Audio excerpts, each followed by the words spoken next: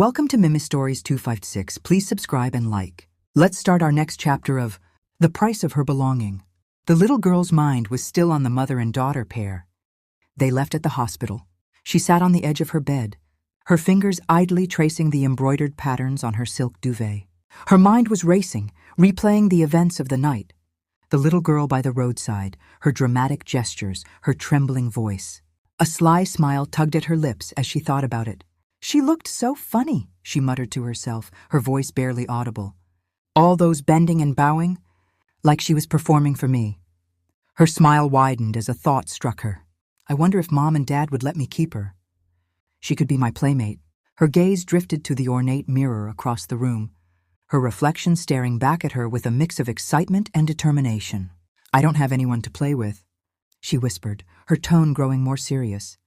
When Mom was pregnant, she always said I'd have a brother to play with. But then, her voice faltered, and she swallowed hard.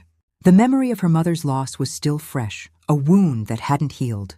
Her father's words echoed in her mind. Don't talk about it. It makes your mother sad. She shook her head, pushing the thought away. This is my chance, she said firmly, her voice rising with conviction. This girl isn't my sister, so she won't take Mom and Dad away from me like my brother would have. She'll be mine. I can order her around, and I won't have to share anything with her. The prospect filled her with excitement, and she couldn't wait for morning to come. She flopped back onto her bed, her golden curls spilling over the pillows as she stared at the ceiling. Grandma's the problem, she muttered, her lips curling into a pout.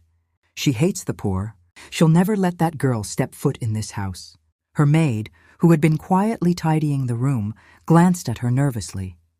The girl's muttering was unusual, but the maid knew better than to ask questions. She kept her head down, folding the girl's nightgown neatly on the dresser. The girl let out an exaggerated sigh, catching the maid's attention. Miss, it's time for bed, the maid said softly, her voice trembling slightly. The girl turned her head sharply, her eyes narrowing into a glare that made the maid stumble back. I'll sleep when I feel like it, she snapped, her tone icy. Don't rush me. The maid nodded quickly, retreating to the corner of the room where she waited silently. She had learned long ago that crossing the young mistress was a mistake. Despite her angelic appearance, the girl had a devilish streak that kept the household staff walking on eggshells. The girl sat up suddenly, her eyes gleaming with determination. I have to find a way to make Grandma agree, she said, her voice firm. I don't care